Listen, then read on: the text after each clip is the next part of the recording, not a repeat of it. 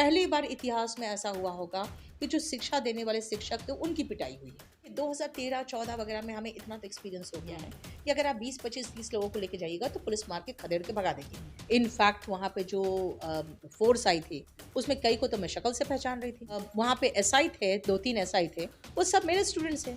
उसके बाद दूसरे दिन दोपहर तक एफआईआर आ गई और जितने टीचर्स थे उसमें से 12-15 लोगों का नाम। आप क्या कर रहे हैं ना, युवा को फंसा के रखे हैं। आपको पता है कि अगर युवा आज फील कर लेगा कि भाई हम तो बेरोजगार हैं, तो वो तांडव करेगा। रेलवे को, आप एसएससी को देख लीजिए, आप तमाम एग्जाम देख लीजिए, कोई एग्जाम ना टाइम से खत्म हो रहा है ना कुछ हो रहा है। क्वेश्चन गलत होते हैं, वाहियात क्वेश्चन पूछे जाते हैं। इतने पढ़े लिखे बंदे को आप क्या चाहोगे कि वह पकौड़े बेचे और चाय बेचे? हमारा कहना है यही कह दीजिए खुलेआम कि भाई आप सरकारी नौकरी नहीं आएगी तो बच्चे कुछ और करें। आरोप लगा रहे हैं कुछ शिक्षक, जिसमें कह रहे हैं कि विपक्ष की भी ये गलती है। सबको इल्जाम लगाना ठीक नहीं। ठीक है, विपक्ष क्या कर लेगा? तो आपके ऊपर कोई शिकंजा नहीं कसा जाएगा? सरकार क्या अंकुश नहीं लगाएगी कोचिंग संस्थानों? जो मुखर्जी नगर है ये बिल्कुल उजड़ चुका है। तो अब राइट टू पीसफुल प्रोटेस्ट के बहुत सारे टर्म्स एंड कंडीशंस पुलिस ने लगाए हुए हैं, जिसके तहत में सिर्फ 3 घंटे के लिए जंतर मंतर में सिर्फ 150 लोगों का, 150 सिर्फ शिक्षक हो, उसका परमिशन मिला तो है। आप लोग नमस्कार, आप देख रहे हैं फोरम 4। मैं हूं प्रभात, जहां पर छात्र निकल करके राजधानी में आते हैं तैयारियों के लिए प्रतियोगी परीक्षाओं की। आईएएस, पीसीएस, पुलिस प्रशासन में जहां से जाते हैं, वो एक जगह है मुखर्जी नगर, जहां के तमाम शिक्षक प्रसिद्ध हैं। और आज हम ऐसे ही एक शिक्षक से बात करने वाले हैं। नीतू मैम हमारे साथ हैं। बात करेंगे जिस तरीके से अभी 2 दिन पहले देखने को मिला कि सड़कों पर तमाम शिक्षक वो उतरे और उनको पुलिस की लाठियां खानी पड़ी। आखिर शिक्षक क्यों उतरे और वहां पर देखा गया कि इस तरीके से छात्रों के साथ लाठीचार्ज हुआ, तमाम लोगों को डिटेन किया गया। क्या मामला है पूरा एसएससी को लेकर के, ये मामला जिस तरीके से नज़र आ रहा है और टेलीविज़न और तमाम जगहों पर ये खबरें सामने नहीं आई और सोशल मीडिया पर ये वीडियोज़ खूब वायरल हुए। नीतू मैम, आपका स्वागत है सबसे पहले हमारे चैनल में। क्या कहिएगा कि ऐसी क्या वजह रही कि आपको उतरना पड़ा सड़कों पर छात्रों के साथ? क्या सड़कों से ही ये आवाज़ उठाने की ज़रूरत थी? देखिए, हम लोग एसएससी के पास कई बार विजिट कर चुके हैं। एसएससी चीफ ने कई बार कहा कि सारे प्रॉब्लम सॉर्ट आउट हो जाएंगे, बहुत जल्दी हो जाएंगे, आप निश्चिंत रहिए। उसके बाद क्या हुआ, उन्होंने टीसीएस को हटा के वेंडर चेंज किया। हमें लगा अब सारे प्रॉब्लम सॉर्ट आउट हो जाएंगे, लेकिन जब पहला एग्जाम, जो कि देखा जाए तो जो मुख्य परीक्षा है जैसे सीजीएल का है, सीएचएसएल का है, उसका 10% बच्चा भी नहीं बैठता है सिलेक्शन फेज 13 के एग्जाम में। उसमें इतनी खामियां निकली। जो एडिक्विटी है, जो नया वेंडर है, उनको दिया गया है जिनके पास प्रॉपर इंफ्रास्ट्रक्चर तक नहीं है, उनके अपने लैब्स नहीं है। कोई भी कहीं पर भी अपना 10, 15, 20 सीट का लैब खोल के वो बैठ गया है और एडिक्विटी ने उनको दे दिया परमिशन, आपको एग्जाम चला सकते हो। वहां पे ना उसके पास कोई इंफ्रास्ट्रक्चर है, ना पेन है, ना पेपर है। वहां पे जो इन्विजिलेटर के नाम पे 18-19 साल की लड़कियों को बिठा दिया है। वहाँ पे जो एडमिट कार्ड चेक करने वाले हैं वो बाउंसर्स हैं। अगर कोई प्रॉब्लम होता है, बच्चा हल्ला मचाता है कि भाई हमारा माउस नहीं चल रहा है, तो उसको पकड़ कर पीटा जा रहा है। तो एडिक्विटी के पास प्रॉपर इंफ्रास्ट्रक्चर भी नहीं है। हम इंफ्रास्ट्रक्चर की लड़ाई नहीं लड़ रहे थे। हमारा तो टीसीएस के साथ जो खामियां थी, वो टीसीएस से खिलाफ हम लोग थे, क्योंकि कुछ 2-4 प्रॉब्लम्स ऐसे थे जिनको निपटना बहुत जरूरी था। वो सारे प्रॉब्लम्स तो अब साइडलाइन हो गए।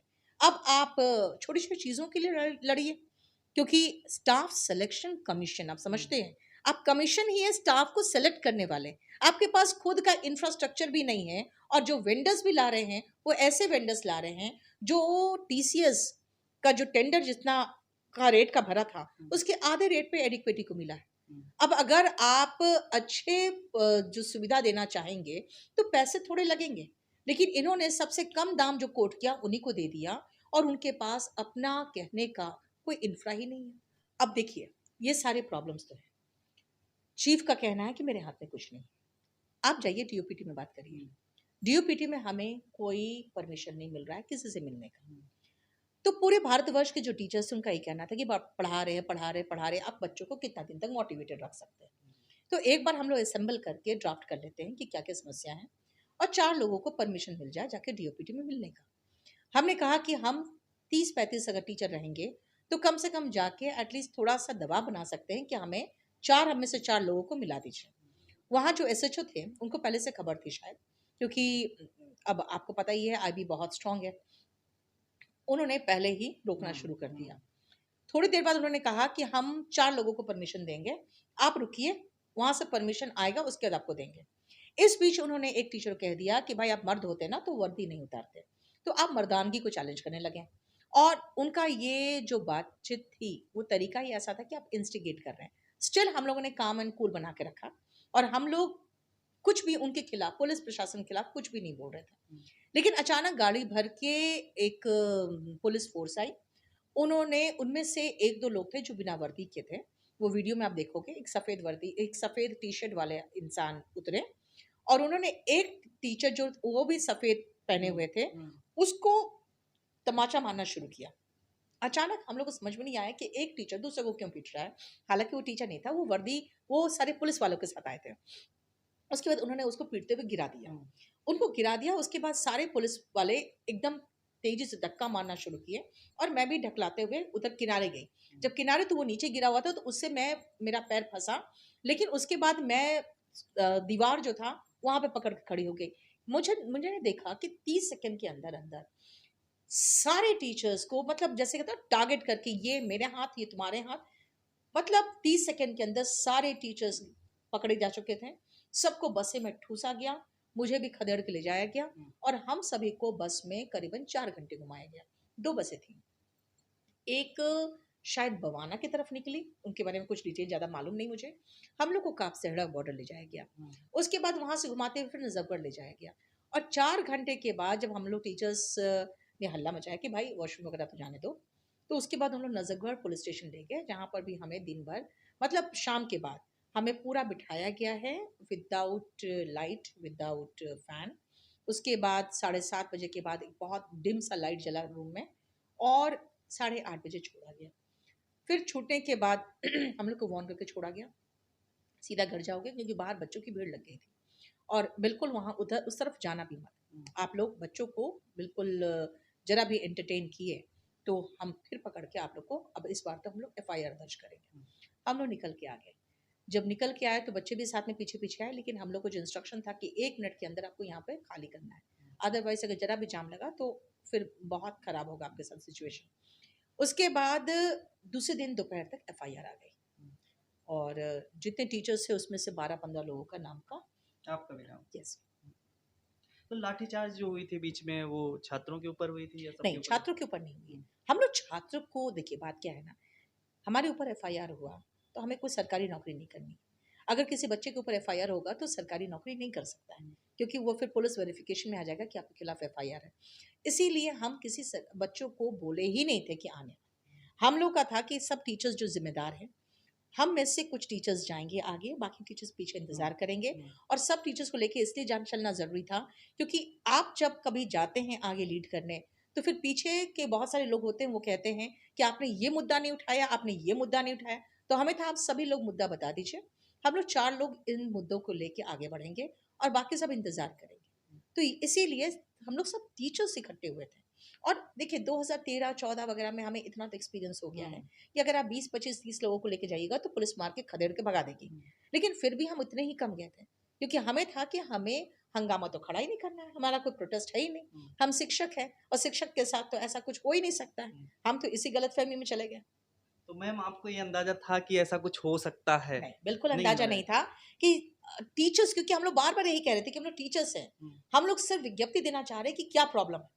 हम सिर्फ सॉल्यूशन चाह रहे हैं। हम लोग में से 4 लोग ही चले जाएँगे, आप 4 लोगों को अलाउ कर दीजिए। नहीं, पुलिस जिस तरीके से कह रही थी, अभी कल भी प्रदर्शन हुआ था, कुछ शिक्षक वहाँ गए थे, कह रही थी कि जो है नारेबाजी कर रहे हैं और सड़क पर जो है बवाल मचा रहे हैं, इसलिए हमें ये सब करना पड़ता है। देखिए, शुरुआत कहाँ हुआ? शुरुआत हुआ उसी दिन 31 तारीख को, जो हम लोग पार्लियामेंट स्ट्रीट में सिर्फ डीओपीटी मिनिस्टर से मिलने के लिए गए थे। सबसे मेन चीज़ है, शुरुआत में सिर्फ 25 से 30 टीचर इस रिक्वेस्ट के लिए गए थे कि हमें मिलने दिया जाए। और सारे टीचर्स में आप कह सकती हूँ मैं कि पूरे भारतवर्ष के टीचर थे, जिसमें से भी हम लोगों ने 30 को चुना था, क्योंकि हम नहीं चाहते थे किसी तरह कोई बवाल हो, कोई भी ऐसा यंग हो जो थोड़ा वायलेंट हो जाए, थोड़ा उग्र हो जाए, क्योंकि गरम खून होता है यंग का। हम वैसे लोगों को भी लेके आगे नहीं बढ़े थे। और बच्चे तो थे ही नहीं, बच्चों ने जब हम लोग की पिटाई देखे हैं बच्चे, तो उनमें से कुछ दिल्ली के बच्चे हैं जो जाके धरना प्रदर्शन करना शुरू कर दिए उन्होंने ये जंतर मंतर में, और कुछ चले गए सीपीओ कॉम्प्लेक्स में, हम सीजीओ कॉम्प्लेक्स में। हम लोगों ने उनको बुलाया भी नहीं था, क्योंकि हम किसी बच्चे पर कोई केस चाहते ही नहीं। लेकिन बिहार में भी इस तरीके से मामला जब देखने को मिला था कुछ समय पहले, और तमाम जगहों पर जिस तरीके से आए दिन परीक्षा लीक का मामला हो रहा है, कहीं परीक्षाएं रद्द हो जा रही हैं, छात्र पूरे आस लगा करके इसी तैयारी में आते हैं, उसके बाद परीक्षा की तैयारी करते हैं, परीक्षा देते हैं, परीक्षा कैंसिल हो जाता है, तो आप लोग ही तमाम पुलिस प्रशासन में लोगों को भेजते हैं, बनाते हैं। इसके बाद इस तरीके से अगर चीज़ें हो रही हैं तो ये क्या माना जाए, कौन जिम्मेदार है इसके लिए असल में? देखिए, कुछ सालों पहले जब अग्निवीर आया, उस समय वहाँ के छात्र बहुत वायलेंट हुए थे, बहुत गुस्सा हुए थे।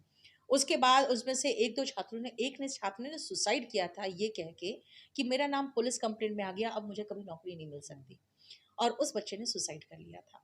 अग्निवीर लागू हुआ, आपने देखा होगा कि जो एयरफोर्स और तमाम जो इस तरह के आर्म्ड फोर्सेस थे, जिसमें बच्चों का रुझान होता था कि जाके देश की सेवा भी करेंगे और एक बहुत सम्मानीय प्रतिष्ठित सरकारी नौकरी भी हमारे पास होगी, वो रुझान खत्म हो गया। आज एनडीए में भी बहुत कम बच्चे आते हैं, जैसे पहले की संख्या होती थी जो एनडीए के बच्चों की तैयारी करने की, वो बहुत कम हो गई, क्योंकि वही बच्चे होते थे जो एक्स ग्रुप वाई ग्रुप की तैयारी करते थे, वही एनडीए की तैयारी करते थे। बच गया रेलवे। रेलवे में इतना ज्यादा अनियमित तरीके से चीजें हो रही है। आप 5 साल में एक वैकेंसी लेके आए हो, 5,000 वैकेंसी लेके आए, 2019 के बाद 2023 में वैकेंसी निकला। जो 500-500 बच्चों से आपने लिए, उनका कहना था कि अगर बच्चा सिंसियर है, सीरियस है और एग्जाम देगा तो हम इनके फीस वापस कर देंगे। आपने सेंटर इतना दूर रखा कि बच्चे 50% एग्जाम दे ही नहीं पाए, यानी करीबन 1 करोड़ से ऊपर जो फॉर्म फिलअप हुआ था, आपने बेरोजगारों से भी कमाई कर ली। उसके बाद उन्होंने कहा कि नहीं नहीं, ये प्रॉब्लम हो रहा है, हम कैलेंडर लेके आएंगे। जो कैलेंडर लेके आए उनको भी फॉलो क्या किया उन्होंने, तो 1.5 साल में कोई रिजल्ट नहीं आया। आप क्या कर रहे हैं ना, युवा को फंसा के रखे हुए हैं। आपको पता है कि अगर युवा आज फील कर लेगा कि भाई हम तो बेरोजगार है, तो वो तांडव करेगा, लेकिन उसको ऐसे लूप में फंसा के रखो कि वो उम्मीद में बंधा रहे और बुढ़ापे की तरफ बढ़ता रहे। मेरा कहना है कि आप अगर देख लीजिए रेलवे को, आप एसएससी को देख लीजिए, आप तमाम एग्जाम देख लीजिए, कोई एग्जाम ना टाइम से खत्म हो रहा है ना कुछ हो रहा है, क्वेश्चन गलत होते हैं, वाहियात क्वेश्चन पूछे जाते हैं, 19 क्वेश्चन एक सेट में गलत कर रहे हैं, मार्क्स टू ऑल दे रहे हैं। मतलब कॉमन सेंस पर बेस्ड भी जो क्वेश्चन है, जो पता है कि यही आंसर हो सकता है, इसके अलावा कोई ठीक हो भी नहीं सकता है। अगर जैसे एक क्वेश्चन आया था, चेंज इनटू पैसिव वॉइस, वो क्वेश्चन ही पैसिव वॉइस में था, तो समझ जाइए ना कि एक्टिव वॉइस पूछा गया, क्योंकि उसका इंस्ट्रक्शन गलत था, इसीलिए उसने मार्क्स टू ऑल कर दिया। उसके बाद एक क्वेश्चन था जो आपके ही प्लेटफॉर्म पर मैं बता दूं, एक्सेस डिनाइड, उसका बनाना था, वॉइस चेंज करना था। अब आप खुद सोचिए, अगर आप किसी कंप्यूटर में काम कर रहे हैं, आप किसी कंपनी में, अगर आपको कंपनी से निकाल दिया गया है, तो आप जब कंप्यूटर खोलोगे और उसमें लॉगिन करना चाहोगे तो एक्सेस डिनाइड आएगा। इसका मतलब है we have denied your access. ठीक है, इसका वॉइस चेंज करके let your access be denied नहीं हो सकता। ये कॉमन क्वेश्चन है, कोई भी इंग्लिश का बच्चा समझ सकता है, लेकिन उसका उन्होंने आंसर दिया let your access be denied, और वो उन्होंने परमानेंट रखा। 2023 का क्वेश्चन की बात कर रही हूं मैं। 2023 में एक क्वेश्चन था यूनिवर्सल से रिलेटेड था, जो हमेशा परमानेंट एसएससी ने हमेशा उसमें जो मानती थी वही मानी, उन्होंने उसमें गलती दिखा दिया कि ये यूनिवर्सल वर्ड में मोस्ट यूनिवर्सल नहीं आना चाहिए। अच्छा, उसके बाद कुछ लोगों ने रिप्रेजेंट किया, जब रिप्रेजेंट किया तो उन्होंने आंसर चेंज कर दिया। आंसर चेंज करे तो जो बच्चे पढ़ के एग्जाम दिए हैं, उन्होंने तो यही कहा भाई यूनिवर्सल का मतलब होता है सार्वभौमिक, यानी सब जगह मौजूद, तो मोस्ट यूनिवर्सल नहीं हो सकता। लेकिन एसएससी ने नहीं माना, क्योंकि उन्होंने गूगल करके दिखा दिया, देखो मोस्ट यूनिवर्सल तो होता है। अब गूगल करके तो बहुत सारे वर्ड्स दिखा दोगे जो ओरिजिनली वर्ड है नहीं डिक्शनरी में, वो भी वर्ड यूज होता है और धड़ल्ले से यूज होता है, और आपको गूगल में मिल जाएगा। एक मैथ्स का क्वेश्चन था जिसका सॉल्यूशन एक टीचर ने गलत दे दिया था। उन्होंने उसको दिखा के उसमें कोर्ट में उन्होंने कहा ये क्वेश्चन सही है। एक क्वेश्चन में वो फंस गए, क्योंकि उसमें था कि हॉकी वर्ड से, 2023 का बता रही हूं मैं, हॉकी वर्ड से एक ऐसा वर्ड बनाना है जो इंग्लिश डिक्शनरी में मौजूद हो, जो करेक्ट इंग्लिश वर्ड हो। उसमें एसएससी कर रही है ओ की ई वाई करेक्ट है, अब ओ की ई वाई डिक्शनरी में कहीं है ही नहीं, तो इसमें खाली एक ये क्वेश्चन था जिसमें वो हारी कि ये गलत है। ये 3 मार्क्स आपको देना पड़ेगा बच्चों को, वरना 6 क्वेश्चन 18 मार्क्स के उन्होंने ऐसे ही करके, बाकी कई बच्चे हैं जिनको बहुत अच्छे, देखिए अब 18 मार्क्स में आप इस पार उस पार लग जाते हैं। जो उस समय 4th रैंक होल्डर था उसने कहा कि मैम जो आंसर सही थे, अगर वो सही होता मैं फर्स्ट रैंकर होता। तो आप बच्चों के साथ खिलवाड़ कर रहे हो। 2024 में बहुत खिलवाड़ हुआ और उन बच्चों को आपने एक मौका तक नहीं दिया, और मौका बहुत आराम से दिया जा सकता था। इनका एज रेकनिंग डेट होता है या तो 1 अगस्त या तो 1 जनवरी। 1 अगस्त को छोड़कर अगर 1 जनवरी कर लेते तो लाखों बच्चों को ये मौका दे सकते थे। लेकिन एसएससी चीफ का कहना है कि भाई डीओपीटी ने सिर्फ कहा है कि कर सकते हैं, उनकी तरफ से कोई ऑर्डर या इंस्ट्रक्शन नहीं। तो ये हमारे पर निर्भर करता है। देखिए इतना एरोगेंस नहीं होना चाहिए। आप करिए, प्लीज हेल्प करिए बच्चों का। और अगर आप अपना दायरे में रह के, अपने सरकारी दायरे में रह के अपनी नौकरी को दाव लगाए बिना अगर हेल्प कर सकते हो तो कराया जा सकता था। 2015 में हुआ था, 2016 में हुआ था ये एज रेकनिंग का प्रॉब्लम, उसमें उन्होंने 6 महीना एक्सटेंड किया था। अभी क्या ऐसी आफत आ पड़ी, जबकि 2024 में आपकी वजह से आपने 19 क्वेश्चन को गलत करके आंसर दे दिया। उसकी वजह से कई बच्चे जो थे, जो सिलेक्टेड होने चाहिए थे वो नहीं हुए। इन्होंने एक पता नहीं क्या फिल्टर लगाया, क्या किया नॉर्मलाइजेशन में, जिसका 354 था, 340 था, उनका नहीं हुआ। जो 300 से नीचे वाले थे उनका हो गया। और उसके बाद ये सुनते भी नहीं है, और उसके बाद केस करो तो फिर केस में कोर्ट में ये हुआ कि भाई देखो, we are not subject experts. अब कोर्ट भी उन मुद्दों को नहीं ली कि we are not subject experts. और एक चीज है, एक सबसे बड़ी दिक्कत क्या है कि बच्चे परेशानी में रहते हैं। वो चाहते हैं कोर्ट में गया मामला तुरंत सॉर्ट आउट हो जाए। इंडिया कोर्ट में इतना जल्दी प्रॉब्लम सॉर्ट आउट नहीं होता। वो अभी 2023 का मुद्दा आज भी चल रहा है, 2024 का भी केस हुआ पड़ा है। मैम आप जब थाने में गई थी, एक वीडियो आपकी वायरल हो रही है जिसमें आप कह रही हैं कि वहाँ पे जितने पुलिस के लोग थे वो आपके स्टूडेंट्स हैं, तो फिर आपके ऊपर एफआईआर जो लगाई गई है, वे जानते हैं कि आपने कुछ नहीं किया फिर भी एफआईआर लगाई गई, तो क्या मंशा है एफआईआर लगा करके? क्या आपकी आवाज़ को बंद किया जा रहा है कि आप ना बोलिए, और आप बोलेंगे क्या इसके बावजूद अब आगे? देखिए, अगर आप कहेंगे कि पुलिस आपके स्टूडेंट थे, वहाँ पे जितने एसआई थे, इनफैक्ट वहाँ पे जो फोर्स आई थी, उसमें कई को तो मैं शक्ल से पहचान रही थी। जो वहाँ पे एसआई थे, 2-3 एसआई थे, वो सब मेरे स्टूडेंट्स हैं। सीपीओ एसआई में 250 क्वेश्चन इंग्लिश का आता है, तो ऑफ कोर्स मेरे स्टूडेंट्स थे। लेकिन एक चीज़ में मुझे बताइए, आप अगर सरकारी नौकर हैं, तो आप अपने किसका आप पालन करेंगे? अगर वहाँ पे जो आपके ऑफ़िसर हैं, अगर आपके माता-पिता के खिलाफ भी होंगे, तो आप कुछ नहीं कर सकते। या तो आप नौकरी छोड़िए, या तो माता-पिता को छोड़िए, दोनों में से एक ही चीज़ होगा। तो मैंने हमेशा बच्चों को ये समझाया कि भाई जो तुम्हारे दायित्व है, जो कर्तव्य है, तुम उसका पालन करोगे, चाहे तुम्हारे सामने कोई भी हो, चाहे हम भी क्यों ना हो। तो वो अपने कर्तव्य का पालन कर रहे थे। देखिए वो कहीं से भी बदतमीज़ी नहीं कर रहे थे। उनका जो इंस्ट्रक्शन था वही कर रहे थे। और पुलिस स्टेशन में हमने नहीं कहा बिल्कुल कि मेरे हमारे साथ बदतमीज़ी हुआ है। ये जो हुआ है वो वहाँ पे हुआ है मंदिर मार्ग के पास, पार्लियामेंट स्ट्रीट में, जहाँ पे खदेड़ के लोगों को गाड़ी में बिठाया गया है, ऐसे जैसे चोरों को बिठाया जाता है, मार-पीट के, और बहुत बुरी तरह से। आप वहाँ के बहुत सारे वीडियोज़ हैं, आप देखोगे, आपको समझ में आएगा कि विदाउट इंस्टिगेशन, मतलब कोई भी उनको प्रोवोकेशन नहीं था। जो पीटा गया है, कोई भी प्रोवोकेशन के बिना पीटा गया है।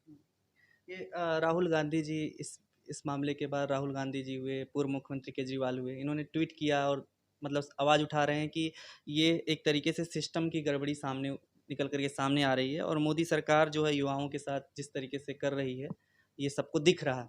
क्या लगता है कि ये सरकार जो है, सरकार की नीतियाँ अब सही नहीं हो पा रही हैं, या फिर वो चाहती है कि अब लोग सरकारी नौकरी में ना जाएं, दूसरे जगहों पर जाएं, जैसे वो कहते भी हैं कि पकौड़े तलो और तमाम चीज़ें इस तरीके से व्यवसाय करो? हमारा कहना है, यही कह दीजिए खुलेआम कि भाई अब सरकारी नौकरी नहीं आएगी, तो बच्चे कुछ और करें, टाइम वेस्ट नहीं करें। सर वो अपनी जवानी जला रहे हैं।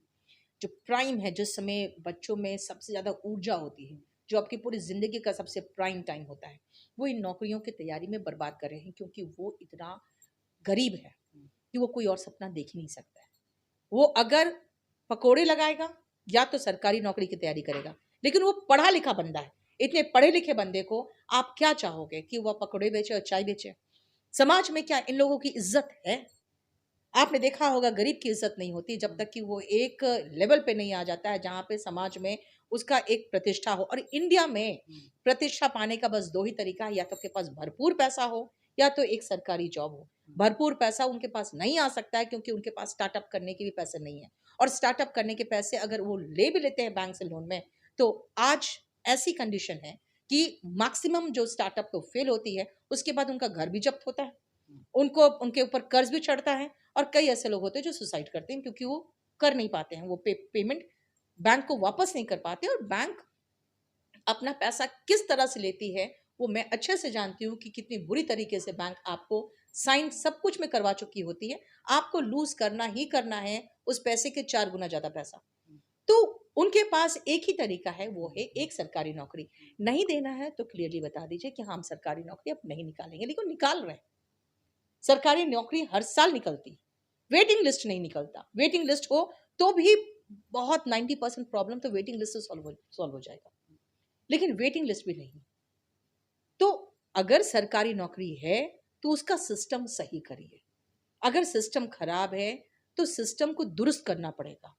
अगर सरकारी नौकरी नहीं देना है तो भी क्लियरली बता देना आपने पड़ेगा। कहा एक बात कि युवाओं को उलझाना चाहती है सरकार। सरकार नौकरी की बात यहाँ चल रही है, स्कूल भी बंद हो रहे हैं यूपी में, उसके बाद प्रोटेस्ट होते हैं, बात उठती है तो फिर उसके बाद कहा जाता है कि नहीं 1 किलोमीटर के दायरे में स्कूल रहेंगे। तो इस तरीके की जो बातें अब निकल करके सामने आ रही हैं कि सरकार सही में क्या एजुकेट नहीं करना चाह रही युवाओं को, क्या देखिए, चाहती है वो? आपका संवैधानिक अधिकार है हम्म, एजुकेशन, जो प्राइमरी स्कूल से 1 किलोमीटर के दायरे में होना ही चाहिए।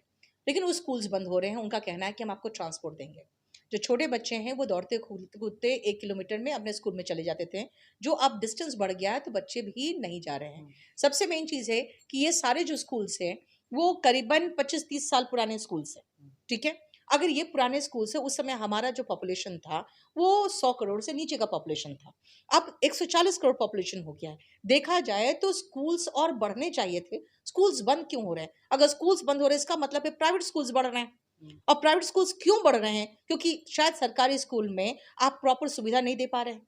अगर प्रॉपर सुविधा नहीं दे पा रहे, पिछले 7 सालों से कोई वैकेंसी टीचिंग का नहीं निकला है। अगर नहीं निकला है इसका मतलब है कि आपके जो टीचर्स हैं वो रिटायर तो कर रहे होंगे, वैकेंसीज बढ़ रही होगी। लेकिन क्योंकि बच्चे स्कूल में आ नहीं रहे हैं, वो प्राइवेट स्कूल जा रहे हैं। देखिए, कोई भी बच्चा अनपढ़ रहना नहीं चाहता है। हर माँ-बाप अपने बच्चे को पढ़ा रहा है। दिस मीन्स कि आपके जो सरकारी स्कूल है वहाँ के छोटे-मोटे प्राइवेट स्कूल से कम्पीट नहीं कर पा रहे हैं। ये सरकार का फेलियर है। तो आप स्कूल्स बंद नहीं कर सकते हो। उन स्कूल्स में क्या किया जा सकता है, कैसे उनको अट्रैक्टिव बनाया जा सकता है ताकि बच्चों का माँ बाप का मोह भंग हो ये प्राइवेट स्कूल से, और वो सरकारी स्कूल में आए, क्योंकि वहाँ के टीचर्स बहुत एजुकेटेड होते हैं। वो कंपटीशन को क्रैक करके जाते हैं इन स्कूल्स में। तो वो प्रॉपर टीचर्स हो, वहाँ प्रॉपर मैनेजमेंट हो, उनका प्रॉपर अटेंडेंस लगे, उनको रोज स्कूल आना हो, और उसके बाद उस स्कूल को कुछ ऐसे ब्यूटीफाई करिए कि बच्चे भी अट्रैक्ट हो, मिड डे मील प्रॉपर हो, तो बच्चे आएंगे। अब आप कहेंगे नहीं बच्चे नहीं आ रहे हैं, स्कूल बंद कर रहे हैं, तो ये तो फेलियर ही ना है सर। आप जब इस तरीके से सवाल अब उठा रहे हैं खुल करके, तो क्या लग रहा है आप इस लड़ाई को भी एसएससी के आगे ले जाएंगे? तो आपके ऊपर कुछ शिकंजा नहीं कसा जाएगा? सरकार क्या अंकुश नहीं लगाएगी कोचिंग संस्थानों पर, या और भी तरीके अपना सकती है? आपको देखिए, डर नहीं लगता? कोचिंग संस्थानों पर तो अंकुश बहुत लगा हुआ है, हम्म, क्योंकि आपको पता होगा कि जो मुखर्जी नगर है हम्म, ये बिल्कुल उजड़ चुका है। क्योंकि यहाँ पे देखिए, यही तो मैं कह रही हूँ कि एक इंस्टीट्यूट में नीचे जो बेसमेंट में आग लगी थी, वो भी एनडीपीएल की फेलियर की वजह से, वो धुआं जो ऊपर गया, और वहाँ पे जो बच्चे घबरा के नीचे भागे हैं और कूदे हैं, उसके बाद मुखर्जी नगर में बहुत तरह के नॉर्म्स लगाए गए। उसके बाद ही यहाँ पे इंस्टीट्यूट चल सकता है, तो सरकार का कोर्ट का आदेश था। उसके बाद ही मुखर्जी नगर में बहुत सारी परेशानियां तो हुई है। देखिए, हम लोग पर ऑलरेडी हम लोग नहीं कर पा रहे हैं कुछ। उसका रीज़न ये है कि सरकारी नौ हम लोग का जो भी है काम, वो सरकारी नौकरी पर जो बच्चे पढ़ते हैं, उन पर निर्भर करता है। अच्छा, दूसरी बात है, सरकारी नौकरी जो है, वो कम नहीं है। लेकिन बात क्या है, हम लोग लूप में फँस के रह गए। मतलब वही बच्चे हर साल एग्ज़ाम दे रहे हैं, वही बच्चे उसी को दे रहे हैं, वही बच्चे 10वीं का बेस्ड दे रहे हैं, वही बच्चे 12th बेस्ड दे रहे हैं, वही बच्चे ग्रेजुएशन दे रहे हैं, क्योंकि वो लूप में फँस गए। मेरा कहना है ये लूप तोड़ने का तरीका सरकार के पास बहुत अच्छा है। हम जो बोल रहे हैं उससे सरकार के पैसे की बचत है। जो सरकार इतना अधिक खर्च कर रही है इन एग्जाम को कंडक्ट कराने में, उसका खर्च आधा हो जाएगा अगर सिर्फ वेटिंग लिस्ट निकाल दे तो। अब एसएससी क्या कर रही है, एसएससी उन बच्चों के मार्क्स को रिलीज कर रही है जो नॉट सेलेक्टेड है, ताकि अगर पीएसयू चाहे या फिर कोई दूसरे ऑर्गेनाइजेशन चाहे तो वो उनमें से उन सेलेक्टेड कैंडिडेट्स को जो सेलेक्टेड नहीं हुए हैं बिकॉज ऑफ कुछ मार्क्स, उनको ले ले। मेरा कहना है एसएससी खुद क्यों नहीं ले लेती है, इनके इतने सीट्स खाली रहे तो ये क्या करते हैं, हर साल दिखाते हैं देखो हम 18,000 वैकेंसी निकाले, उसमें 10,000 तो तुम्हारे पुराने वाले हैं। तो ये एक लूप में फंसा के लोगों को रख दिया गया है। और दूसरी बात है कि कब तक डरते रहोगे सर, प्रॉब्लम क्या है कि ये कोई प्रोटेस्ट नहीं था, ये प्रोटेस्ट की शुरुआत भी नहीं थी, ये सरकार के खिलाफ कोई आह्वान भी नहीं था, ये किसी भी तरह का कोई आंदोलन नहीं था, ये तो बस अपने जनप्रतिनिधि से, अपने मिनिस्टर से मिलने के लिए एक गुजारिश थी कि हम एक विज्ञप्ति देना चाहते हैं। वही माहौल खराब हो गया। अब ऐलान हो गया कि आप इस तरीके से कि सरकार के खिलाफ प्रदर्शन, या फिर कह सकते हैं कि जो छात्रों का अब जो है महाआंदोलन शुरू हो गया इसकी वजह से? नहीं सर, देखिए आंदोलन जो है बच्चों का वो अभी टोटली अनऑर्गेनाइज्ड है, क्योंकि टीचर्स अभी बच्चों को लेकर सड़क पे नहीं उतरे। जिस तरह से रेलवे में उतर गए थे बच्चे वहाँ पे अग्निवीर में, क्योंकि किसी इंस्टीट्यूट के दौरान मैनेज भी नहीं था तो बच्चे खुद बुखला गए थे, तो उस दौरान वहाँ पे बिहार वगैरह में जो हुआ है वैसा कोई आंदोलन यहाँ हुआ ही नहीं है। जब हम लोग पर ये गाज गिरी है, हम लोग की पिटाई हुई है, तो 200-400 बच्चे इधर उधर से निकल के जाके जंतर मंतर कुछ सीजीओ कॉम्प्लेक्स में बैठ गए, वहां पर भी कोई मैनेजमेंट नहीं था, कोई भी टीचर नहीं था, इसलिए बच्चे अपने आप दोनों जगह चले गए। कुछ एसएससी ऑफिस के बाहर धरना प्रदर्शन करने लगे और कुछ लोगों को पता था कि जंतर मंतर में धरना प्रदर्शन का जगह है, वो वहां चले गए। तो बेसिकली बच्चों को अभी हम लोगों ने शामिल ही नहीं किया है। हमारे सिर्फ एक ही रिक्वेस्ट है कि एक बार ये जो समस्या है, जिन समस्या को हम लोगों ने उठाने की कोशिश की थी डीओपीटी के सामने, वो उछल गया मीडिया के सामने, क्योंकि जो शिक्षक थे, पहली बार इतिहास में ऐसा हुआ होगा कि जो शिक्षा देने वाले शिक्षक थे उनकी पिटाई हुई है, उनको खदेड़ के मारा गया है। तो वो जो अब उठ गया है मुद्दा। इससे पहले आप सड़क पे गई थी इस तरीके से किसी प्रदर्शन में? देखिए हम लोग 2013 में, 2014 में, 2017 में काफी अच्छा खासा प्रदर्शन हुआ है बच्चों के साथ, और उस समय बच्चों के साथ हुआ, लेकिन ऐसा कुछ भी नहीं हुआ। चारों तरफ से पुलिस घेरी हुई थी, लॉ एंड ऑर्डर उन लोग भी मेंटेन कर रहे थे, हम लोग भी कर रहे थे। यूपीए की सरकार थी। हाँ नहीं, 2013-14 में तो उनकी थी, यूपीए की सरकार थी, और 2017 में मोदी की सरकार थी। तो उस समय क्या था कि लॉ एंड ऑर्डर तो हम लोग भी मेंटेन करवा रहे थे बच्चों से, और उन लोग पुलिस ने भी घेराबंदी कर रखा था। 20-25 हजार बच्चे थे, किसी पर कोई हाथ नहीं उठाया गया था। एक राइट टू पीसफुल प्रोटेस्ट जो होता है वही हम लोग कर रहे थे, और वो पुलिस और प्रशासन सब साथ दे रहे थे, और उस समय उसका नतीजा भी निकला था कि इतनी भारी संख्या में जो बच्चे आ गए थे, उनका जो डिमांड था वो डिमांड को फिर सॉल्व भी किया गया। प्रॉब्लम को 2018, 19, 20, 21 तक ये सब प्रॉब्लम सॉर्टेड रहा। लेकिन उसके बाद जो एक नॉर्मलाइजेशन आया, और नॉर्मलाइजेशन का फिर समझ में नहीं आया कि क्या हुआ, क्योंकि पहले आप नंबर्स गिन सकते थे कि मेरे इतने क्वेश्चन सही हो मुझे इतने मार्क्स मिलेंगे। नॉर्मलाइजेशन के बाद तो पता ही नहीं हुआ क्या हुआ, क्योंकि उसके बाद जब ऑनलाइन हुआ तो ऑनलाइन के बाद तो फिर नॉर्मलाइजेशन लागू हो गया। तो प्रॉब्लम्स बढ़ते जा रहे हैं सर। अब क्या सोल्यूशन है? आप जैसे अब क्या होगा आगे? देखिए अभी हम लोग पूरी कोशिश में है कि मंडे ट्यूसडे तक हमें परमिशन मिल जाए मिलने का।